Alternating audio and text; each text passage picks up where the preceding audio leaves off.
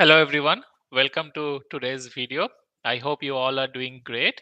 And those who are new to my channel, please like, share, and subscribe so that you can get notified for more such videos that I typically post uh, once in a week, right? If not even more frequent than that sometimes. So, with that, let's get started with today's topic. So, what I thought is that instead of preparing something beforehand in for today's video, why don't we all together do some experiment around some of the interesting trends, emerging technologies that are coming up. So I hope you all must have heard about something called generative AI, right? And then right now the hype is around agentic AI.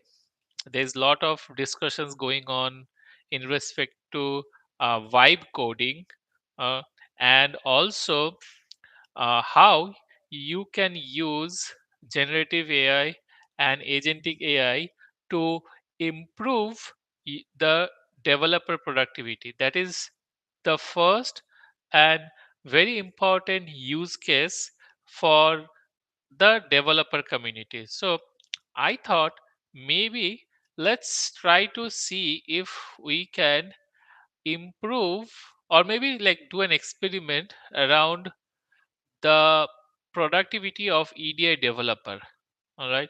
Now you all like who are actually building different kind of translation maps or working on um, creating those maps for translating one file format to a different file format, uh, things like that.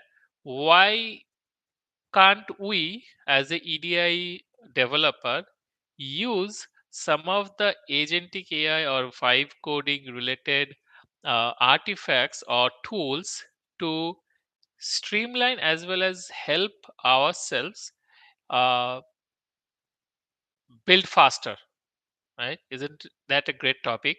So let's get started, right? And we're going to do this experiment together. So please put your comments if you're trying this on your end after seeing this video. And if you're facing any challenges, do let me know. And I can try to chime in to provide my feedback or suggestions how you can uh, improve upon. All right. So let's get started. Okay. Let me share my screen.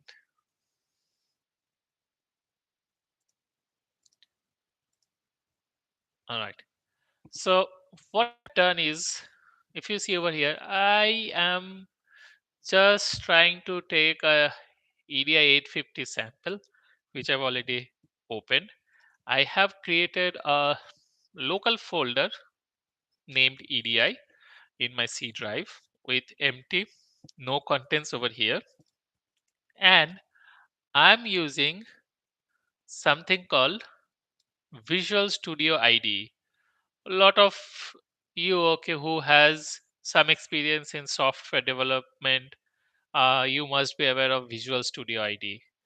Now, within this Visual Studio IDE, there are a lot of these extensions that are available where you can install some kind of conversational chat interface, and you can have a conversation with different large language models which are generative in nature, and based on like back and forth conversation with this large language model through this chat interface, you can actually start your build process.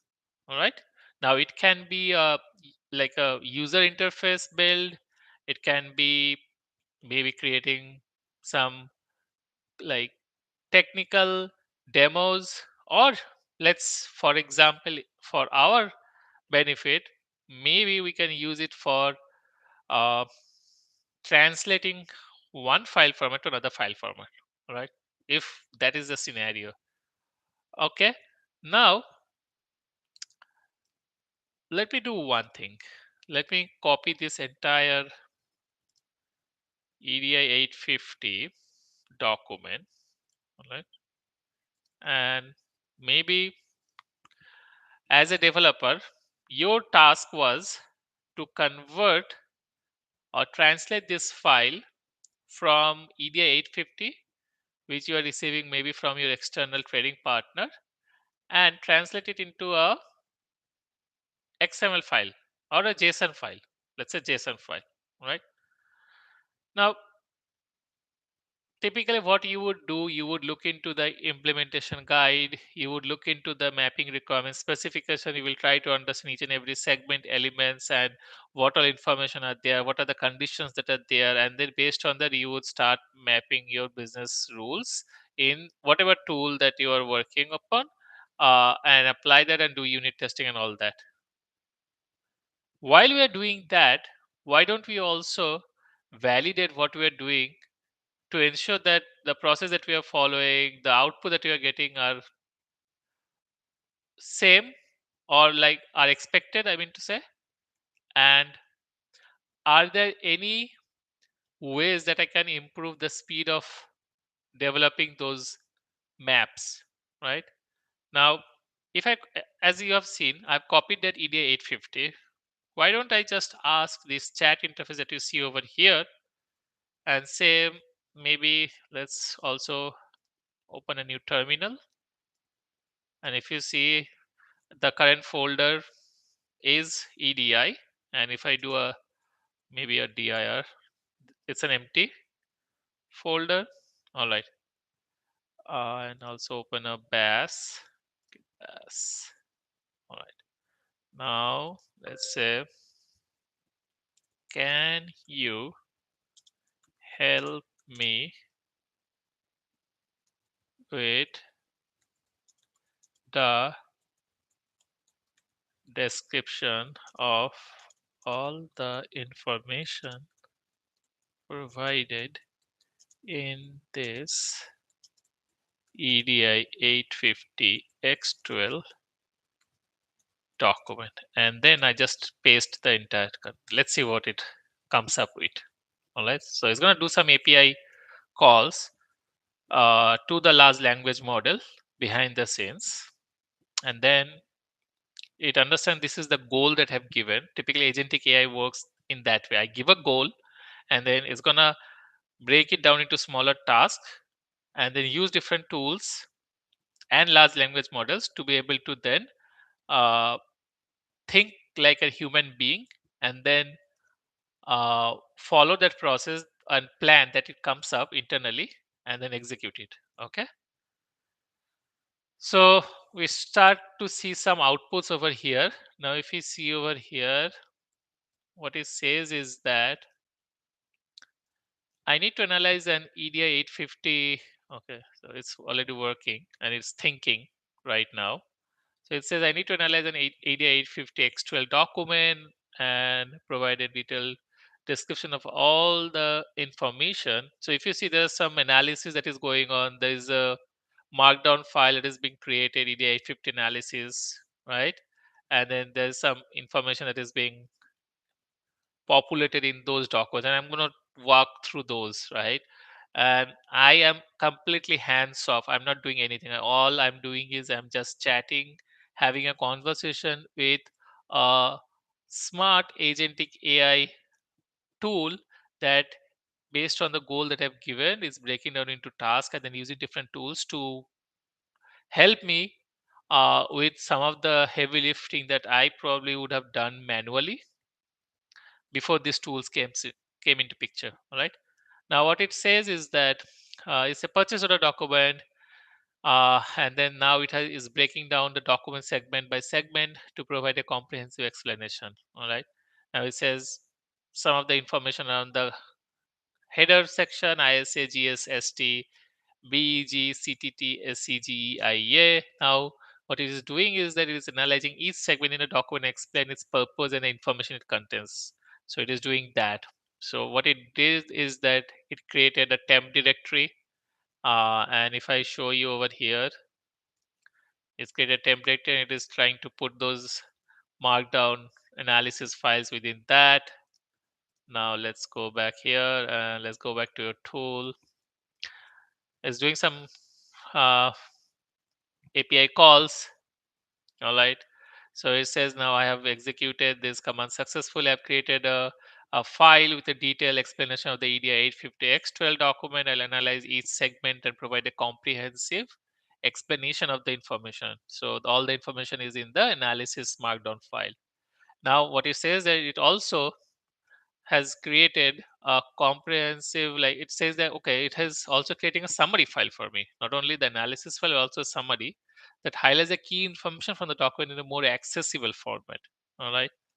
Now after that it has done that, it's also now creating another file which is a structure, and it says it's creating a visual representation of the EDI 850 document structure, which is really going to be helpful for developers if they can visually look into that EDI 850 document, and like picture uh, is more powerful than just words and just some numbers, right? So visual representations definitely helps developer to understand it more clearly. So it's creating the structure markdown file. After it has done that, it's going to create like segment definitions in more detail, focusing on segments used.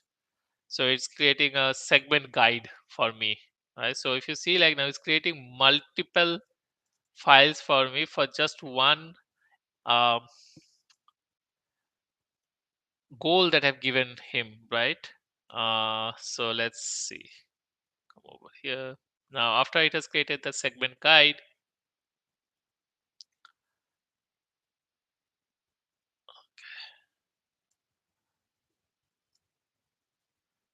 it says now I will create an index file that links to all the documents I created, providing a central navigation pane. So now it's creating like a uh, README file for me, right? For better understanding, it's creating an index file, and it says like which document has what kind of information that you can look into. All right, cool. Now let this complete, right? And then we will walk through what actually with just one information that I requested, what all information I have actually got. And instead of like me going and doing some research, digging, Google, learning, I can just like, and it would have probably taken like maybe 2 hours, 3 hours before even I get started on the mapping. I have done this entire thing in maybe 5 minutes top, right? So it is going to save a lot of effort, and it's going to be more accurate as well, right? Sometimes human beings we do some mistakes. There's a manual in nature which is pretty obvious, but yeah.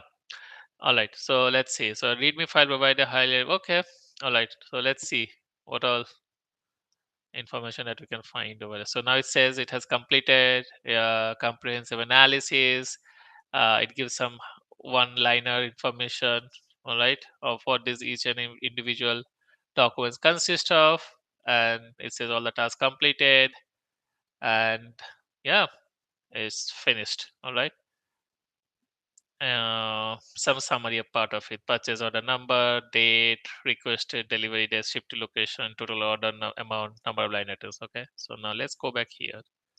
So this is the readme file. It says the task was the ADI 850 purchase of the analysis project, right? Now if you see, it says these are the documents that is created. The index file is the main navigation hub. It links to all the analysis documents. So if I open this and just open this one, maybe I'll open it over here. I have it over here as well. So you see, this is the index file is referring to, and then it says understanding the EDI X12 format. So there's a lot of word. Okay, these are commonly used and what is the business scenarios and all that, and then it has some links to this. Like if you see, I can click on this link and I can open the exact one. Now let's go to the 850 analysis document. Okay, before even here, okay. See the analyze 850 document is the entire document key information that we just talked. Yeah, and then let's go to the analysis. The document overview, blah blah blah, XYZ retail. It has some product details, shipping information, payment terms. Now it goes by segment analysis. So ISA. So pretty much, yeah. If you see, these are self-explanatory. You can definitely validate, but at least looking into the high level, it looks accurate to me.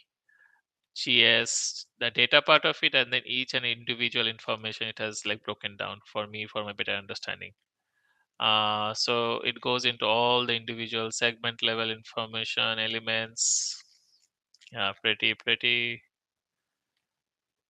detailed information, right? Line item, summary, and all that routing. Okay. Now let's go to the summary part. Okay, so it says it is an 858 purchase order. This is the standard control number, transaction control number, interchange control number, trading partner, sender, receiver. So it kind of gives a breakdown, different shipping instructions, payment terms, and now it says about the line items, packaging details, and all that. Okay, now this is the visual representation, right? The structure. So it's the hierarchical structure. I say within the GS and nested, and then you have like multiple sub um, elements, sorry, segments, and then elements within that. N1 has N3 and N4, line item, PO1, PID, PO4. So there are like 6 line items, CTT amount, SCG, and IEA. And then the relationship, envelope structure, header structure, party information, summary, data flow, how it, and the control numbers. The last one is a segment guide. So it explains what are the different segments found and what are those. What does it contain? Right? So now the next thing that I wanted to do, having this foundation piece, why don't I do one thing? Like I can do one thing. I can, like, if I have a sample like JSON template that I may have received from the customer, that okay, that's like this is how the format would look like. I can use that as a template and say, okay, can we now help me convert this EDI 850 to a JSON file, right? Uh, so instead of doing that, maybe just as a blanket, right? Maybe let's do one thing. Now, can you help me convert this EDI X12 850 document to JSON document, which can be sent to my downstream ERP application. So this is, instead of like, okay, we use all these tools and everything. Now let's see whether my large language model can do something crazy for me and help me save some time for just not doing manual mapping. How about that as an example? Okay, so let's see it does. And I'm gonna open the terminal. Okay, and then let's see what it does. So it's thinking, it is trying to understand what my goal is. Okay,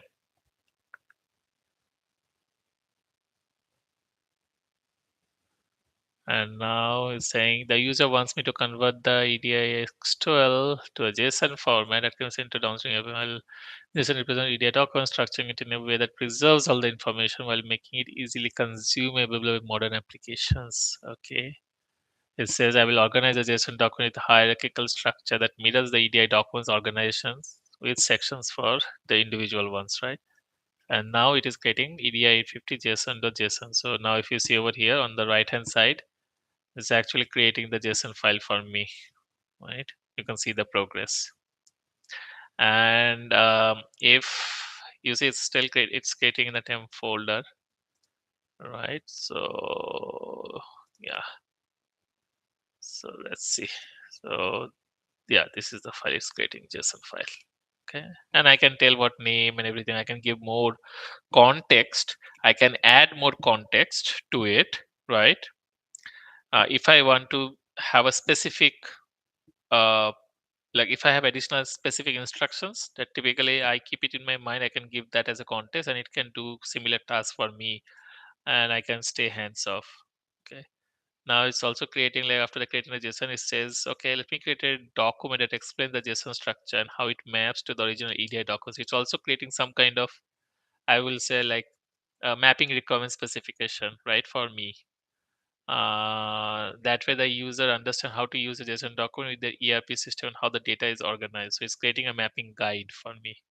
So while it is creating the mapping guide, let's open the JSON file, right? Now, if you see over here, this is a JSON file.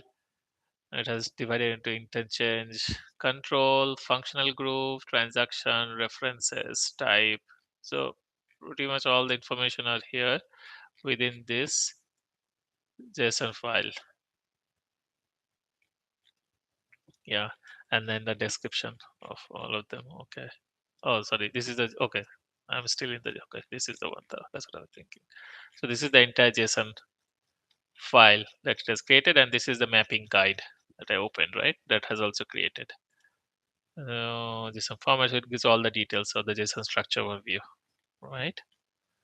Maps to. So this information from the EDA document maps to the JSON file format. And then what additionally it's trying to do, okay, it's also like fun thing is creating me a simple JavaScript utility also that can be used to convert this to JSON format. This will also provide the user with a reusable tool for future conversions, not just for this specific, but the utility will parse the data document and generate a JSON structure similar to what I've created manually. So it's creating the JavaScript file as well as a utility. All right. So it's creating the utility as well. EDI 852 JSON converter. Hmm, interesting. So this all I'm also learning as you are also saying, and hopefully it is making sense to all of you. It's very exciting realm that we all are exploring together. The agentic AI and Gen AI craze, right? And then it says like, okay, which information maps to what, right? So it has there is the mapping guide, all right, and then this is the JSON converter, right? So let it continue. Okay, I'm gonna keep it as is. I hope this session was useful for folks who want to get started or explore the power of agentic AI or Gen AI in general, right? And help improve their productivity, save some time that they can use it in more meaningful tasks rather than the mundane tasks that can be given to this some of the tools and technologies that are out there, right? So with that, please, as I mentioned, do let me know if you have any questions on this topic or anything else, and happy to address them. Right. With that, I'm gonna finish today's session, and I'll talk to you next week. Thank you.